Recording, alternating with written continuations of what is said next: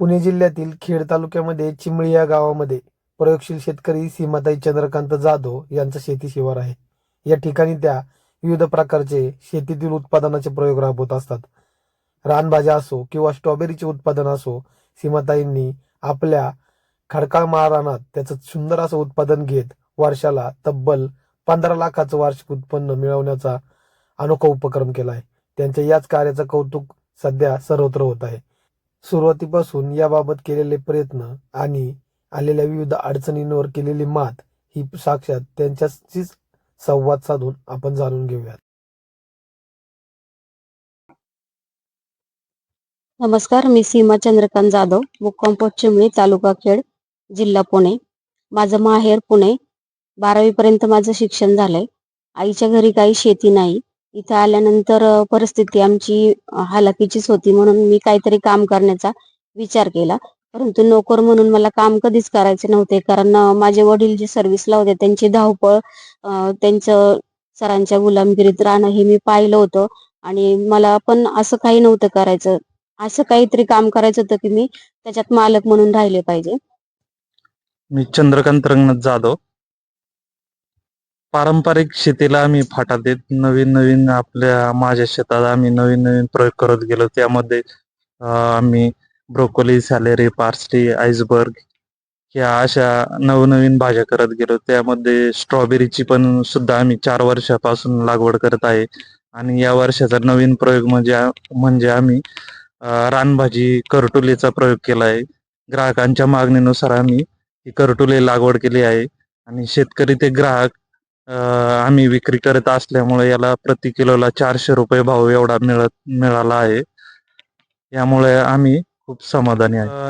गेले 10 वर्षापासून आठवडे बाजारामध्ये या भाज्यांची विक्री करत आहे आणि या बाजारामधूनच आम्हाला काही सोसायट्या मिळाल्या आणि सोसायट्यामध्ये ग्राहकांनीच आम्हाला सांगितलं की तुम्ही असे रानभाजी ही करा म्हणून. याच्यामध्ये मध्यस्थी नसल्यामुळे शेतकरी ते ग्राहक जो येणारा पैसा आहे तो थेट शेतकऱ्याला मिळतो. त्याच्यामुळं मध्यस्थांची साखळी बंद होते आणि थेट आम्हाला शेतकऱ्यांना पैसा मिळतो.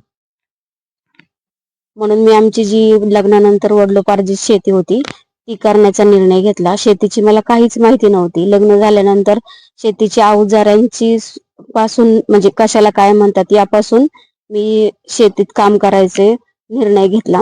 सुरुवातीला मी पारंपरिक पद्धतीने शेती करत होते. याच्यामध्ये गहू, ज्वारी, बाजरी अशी पिके घेत होते. पण याच्यामध्ये आम्हाला काहीच फायदा होत नव्हता.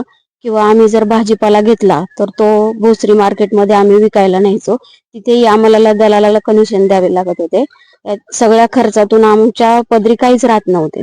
मग एक वेळेस असा प्रश्न पडला आम्हाला की शेती कशी करायची. नंतर मी आदिन फार्मर्स क्लबचे अध्यक्ष ज्ञानेश्वर बोडके यांची मी सह्याद्री वाहिनीला यशोगाथा पाहिली. त्यांना जाऊन भेटले. तिथे मी 3 दिवसांचं ट्रेनिंग घेतलं. त्यांनी मला सेंद्रिय पद्धतीने देशी आणि परदेशी भाजीपाला कसा पिकवायचा किंवा त्याची थेट विक्री कशी करायची याचे शिक्षण दिलं. त्यानंतर मी आधुनिक पद्धतीने शेती करण्यास सुरुवात केली. पहिल्यांदा तर मी संपूर्ण शेती ही माझी सेंद्रिय पद्धतीने करते. याच्यामध्ये मी नवनवीन प्रयोग करते. परदेशी भाजीपाल्यांमध्ये broccoli, red cabbage, Chinese cabbage, leek, parsley, celery अशी पिके. तर देशी भाजीपाल्यांमध्ये वांगी, मिरची, टोमॅटो, ढोबळी अशी पिके मी घेण्यास सुरुवात केली. आणि ही सगळी पद्धत मी सेंद्रिय पद्धतीने करते. याच्यामध्ये मी गांडूळ खत, निंबोळी पेंड, करंज पेंड, गोमूत्र, दशपर्णी अर्क, जीवामृत किंवा SCT वैदिकची जी कृषी आधुनिक आणि ग्रीन गुजरात ही जी सेंद्रिय पद्धतीची खत आहे यांचा मी माझ्या शेतामध्ये अवलंब करते. त्याचप्रमाणे मी गेले 4 वर्ष झाले स्ट्रॉबेरीची सक्सेस शेती माझ्या शेतात केलेली आहे. आणि आता सध्या मी थेट विक्री करत असल्यामुळे लोकांच्या मागणीनुसार मी करटुली ही रानभाजीचा माझ्या शेतावर 20 गुंठे क्षेत्रामध्ये प्रयोग केला आहे. आणि याचे बी मी संभाजीनगर येथून अर्धा किलो बी मागितले होते 15,000चे. त्यानंतर ही लागवड करण्यासाठी मी पहिल्यांदा माझी जमीन चांगली भुसभुशीत करून घेतली. शेतीचे सपाट टप्पे करून त्याच्यामध्ये 2 ब्रास शेणखत टाकले. त्याच्यामुळे नंतर ते रोटावेटरच्या साहाय्याने मातीमध्ये मिक्स करून 60 सेंटीमीटर रुंद व 2 ओळीमधील अंतर 4 फूट ठेवले. असे मी बेड तयार केले. त्याच्यानंतर त्याच्यावर 30 मायक्रॉनचा मल्चिंग पेपर टाकला.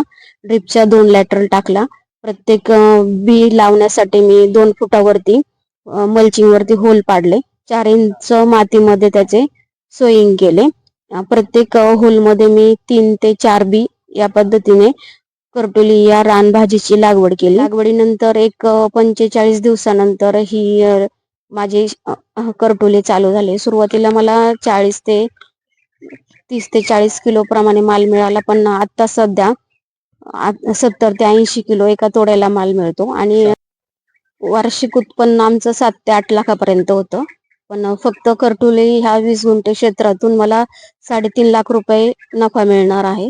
आतापर्यंत 10 तोडे झालेत. अजून 11 तोडे मला अपेक्षित आहेत या 20 गुंठे क्षेत्रातून. आणि ही करटोली ही रानभाजी अत्यंत पौष्टिक अशी आहे. अगदी लहान मुलांपासून ते वृद्धांपर्यंत ही खाल्लेली खूप चांगली आहे. आणि याच्यामुळे आपल्या शरीरात साखरेचे जे प्रमाण आहे ते कमी होते. आपली चरबी कमी होते. चरबी कमी झाल्यामुळे आपले वजन कमी होते. त्याचप्रमाणे लहान मुलांना जो कफचा त्रास होतो, तर ह्या भाजी खाल्ल्यामुळे तोही नाहीसा होतो. परंतु कुणाला डोकेदुखीचा खूप आजार असतो, तोही करटोल्याची पाले जर आपण टेचून कपाळावरती लावली तर डोकेदुखी आपली नाहीशी होते. अशी अत्यंत भोगुन संपन्न अशी रानभाजी करटोली आहे. सगळ्यात पहिल्यांदा जर शेती ही आपली आई आहे, त्यामुळे शेती ही विकून खाऊ नका, ती भंजून खा. त्याचाच आपला शेतकऱ्यांचा फायदा आहे. आता इथून पुढे शेतकऱ्यांचं युग येणार आहे. ज्या शेतकऱ्याकडे कमीत कमी 1 एकर शेती आहे, तो गावात सगळ्यात श्रीमंत असणार आहे. कारण आपण पाहतो की मोठमोठ्या सिमेंटच्या ह्याच्या बिल्डिंग होत चालल्या. शेतकरी काय करतो, जास्त पैसे मिळतात म्हणून आपली शेती विकतो. त्या जागी मोठमोठ्या बिल्डिंग उभ्या राहतात, पण एकदम येतो त्याच्याकडे पैसा, पण तो त्याच वेगाने परत जातो. परिणामी काय होतं, त्याला त्याच बिल्डिंगच्या खाली एक खुर्ची टाकून वॉचमनचे काम करावे लागते. पण अशी परिस्थिती आपल्यावर येऊन देऊ नका. शेती ही आपण भंजून खाल्ली पाहिजे, विकून शेती खाऊ नका. आणि प्रत्येक शेतकऱ्याने आपल्या शेतामध्ये मिश्र पीक पद्धतीचा अवलंब केला पाहिजे, जेणेकरून आपली शेती थोडी आहे पण आपल्याला जास्तीत जास्त कसा पैसा मिळवायचा. आणि संपूर्णपणे सेंद्रिय पद्धतीने शेती करा. नवनवीन शेतीमध्ये प्रयोग करा. आणि सगळ्यात महत्वाचा पॉइंट म्हणजे शेतकऱ्यांनी स्वतःचा शेतमाल हा स्वतः विकला पाहिजे, तरच आपला शेतकरी समृद्ध होईल.